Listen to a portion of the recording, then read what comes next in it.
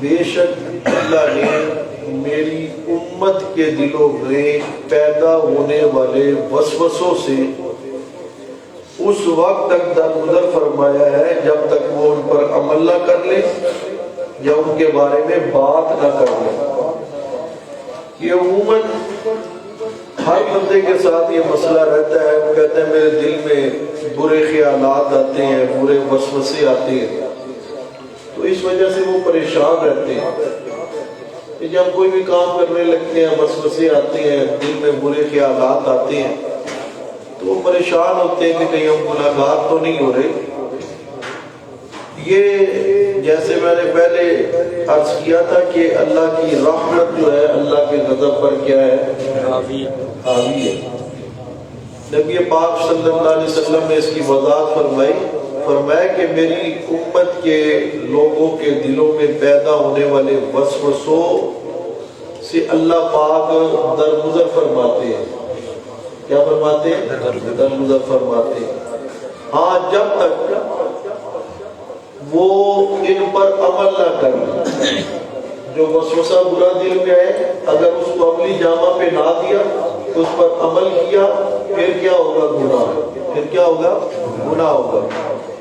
اور یا اس کے بارے میں جو ہے بات چیت کی جو دل میں خیال آ رہا تھا، تو یہ جو برے خیال اور وسوسے ہیں ان پر عمل نہیں ہونا چاہیے۔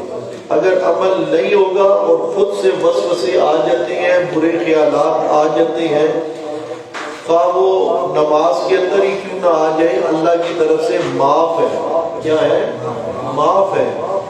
نماز کے اندر جب وسوسے اور خیال آنے لگے تو آپ فوراً جو ہے اپنا ذہن جو زبان سے آپ پڑھ رہے ہیں اس کی طرف کریں کہ میں کیا پڑھ رہا ہوں، اس کا کیا معنی ہے، کیا مطلب ہے، اور دل کے اندر یہ بات لائے کہ میں اللہ کے حضور کھڑا ہوں، اللہ پاک مجھے دیکھ رہے ہیں، اللہ مجھے دیکھ رہے ہیں۔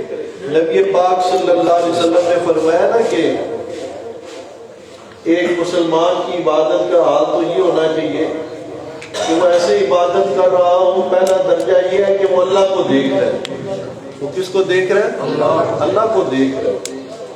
اور اگر یہ درجہ نہیں ہے تو کم از کم اتنا تو ہو کہ اللہ مجھے دیکھ رہا ہے، اللہ مجھے دیکھ رہا ہے۔ تو اس لیے نماز کے اندر وسوسہ، برا خیال، برے خیالات آنے لگے تو اپنے دل و دماغ میں جو ہے فوراً یہ بات لائے کہ میں اللہ کے حضور کھڑا ہوں، اللہ مجھے دیکھ رہے ہیں، تو انشاءاللہ یہ وسوسے اور خیال کیا ہو جائیں گے؟ دور ہو جائیں گے۔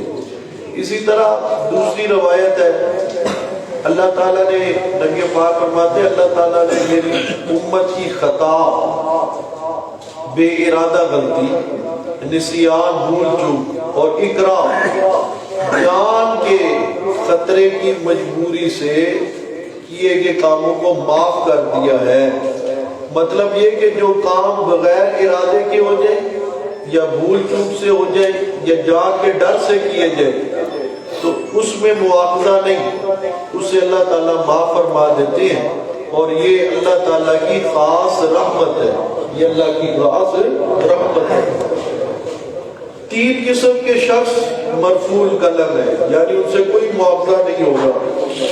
ایک شخص وہ ہے پہلا جو سویا ہوا ہے، سویا ہوا شخص جب تک بیدار نہ ہو، جاگ نہ جائے، تو سوئی حالت میں جو ہے وہ مرفوع القلم ہوتا ہے۔ سوئی حالت میں اس کی زبان سے اگر کوئی الفاظ نکل رہی ہیں، ٹھیک ہے، یا کوئی ایسا جو ہے گناہ کے الفاظ نکلے ہیں یا کوئی ایسی حرکت وہ کر رہا ہے سوئے میں، تو وہ کیا ہے؟ معاف ہے۔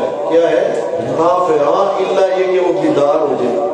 اور نمبر دو، نابالغ بچہ جب تک وہ بالغ نہ ہو جائے۔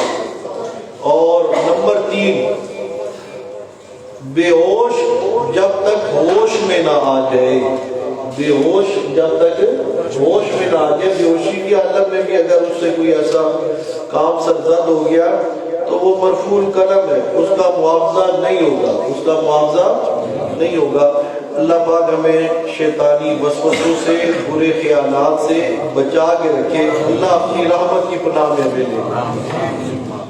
ربنا آتنا فی الدنیا حسنۃ وفی الآخرۃ حسنۃ وقنا وقنا عذاب القبر وقنا عذاب الحشر وقنا عذاب الميزان وصلى الله تعالى على خير خلقه محمد وعلى آله وصحبه وأزواجه وذريته أجمعين وبرحمتك يا